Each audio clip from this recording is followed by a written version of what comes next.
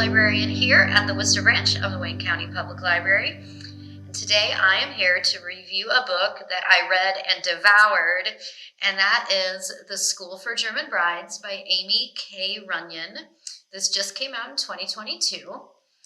Now this book centers around two main characters, and they are Hannah Rombauer and Matilda, also called Tilda, Altman. So a little about each. So it's 1938 when our book begins with Hannah. Her mother, who's quite the free spirit, has passed away, leaving her and her brothers in the care of their father. But their father believes he's much too busy for child rearing, and that's women's work, his words. And so he sends his daughter, since he sees her as being on the cusp of womanhood, to live with his brother, her Uncle Otto, and Otto's wife, her Aunt Charlotte. Can I just say, Uncle Otto is like terrible. Anyway, so very quickly, Hannah is taken from this kind of cute, small German village where her mom had worked as a physician, more or less, using wild herbs and local remedies when she could before sending them on to an actual physician. And her brothers were allowed to run wild, again, her dad's words. So she's taken from this little German village to this life of luxury in Berlin. So Uncle Otto and Aunt Charlotte never had children, and so they spoil Hannah with new clothes and jewelry, but it comes with a catch. She has to attend the Bund Deutsche Mädel, also called the BDM, meetings, and that is, if you're unaware, kind of like the Hitler Youth program that was specifically for young women.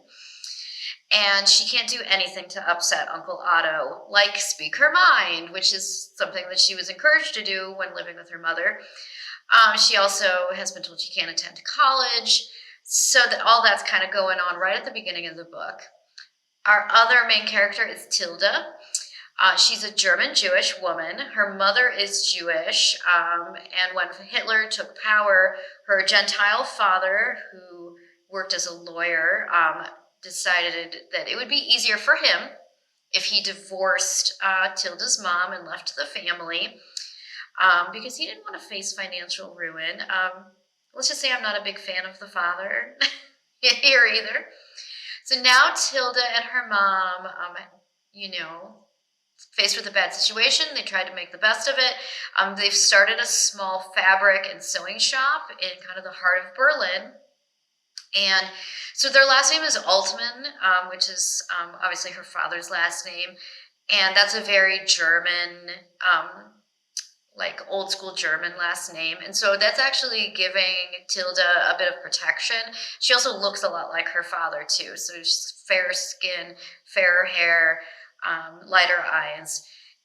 Unfortunately, all of that still has not been enough to secure traveling papers for her and her mother to get out of Germany because they know it's not safe for them. Now we have actually a third prominent person. We just never get a point of view from her, and that is Clara Schmidt. Clara is who connects Hannah and Tilda eventually. So Clara and Hannah become friends at a BDM meeting. And Tilda knows Clara because she is her seamstress. And so Tilda's shop has been making a lot of these prominent families' clothes recently. And so that's how they've met. And she's also teaching Clara how to make clothes, because Clara's dream would be to go to Paris and to study fashion. Unfortunately, the dream that her mother and father have kind of pushed on her is that, forget that dream of going to Paris. We're at war with France, after all. You should marry an SS officer. So Clara has her sights set on the well-off and handsome SS officer Friedrich Schroeder. Now, the novel follows each young woman throughout 1938 and 1939. Hannah's story revolves around her catching the eye, much to her dismay, of that SS officer that Clara was lusting after, Friedrich. And so just as you expect from somebody who willingly joined the SS, he's a jerk.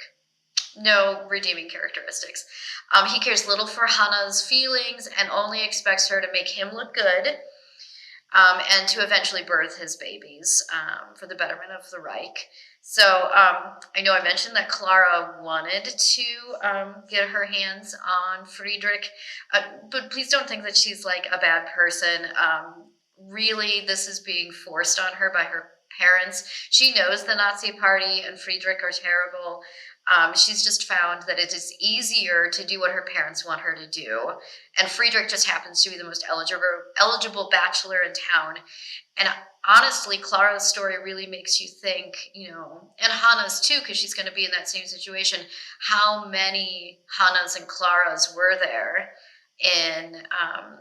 in Germany during this time, where they wanted to be able to stand up and say, I don't think this is right, and I don't want to be treated this way, but the alternative, if they did that, would be to be punished or ostracized by their families. So it's kind of a tough situation. Now, Uncle Otto and Aunt Charlotte decide to send Hannah to the School for German Brides, so we've finally gotten to our title, which is kind of like a summer camp where you learn about being a wife, giving birth, preparing meals, hosting parties, and so on.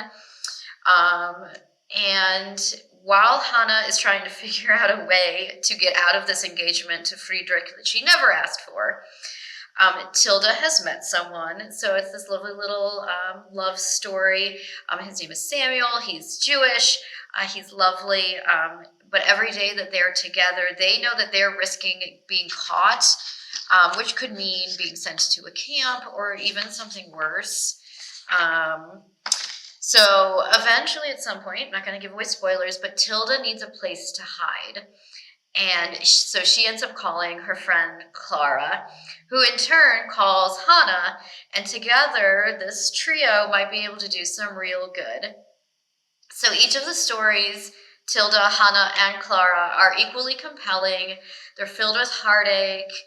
They all have to fight that misogyny, prejudice, and expectations of women at the time. And that's all with the backdrop of World War II and Hitler's Germany, making it nearly impossible for them to escape their individual lives at the time. So there will be times, if you read this, that you're going to worry for them. There will be times that you cheer for them, and there's even going to be times that you're going to want to cry alongside these characters as they try and make a difference for others as well as themselves. So definitely check this book out if you love colorful and courageous characters, historical fiction, and the idea of sisterhood.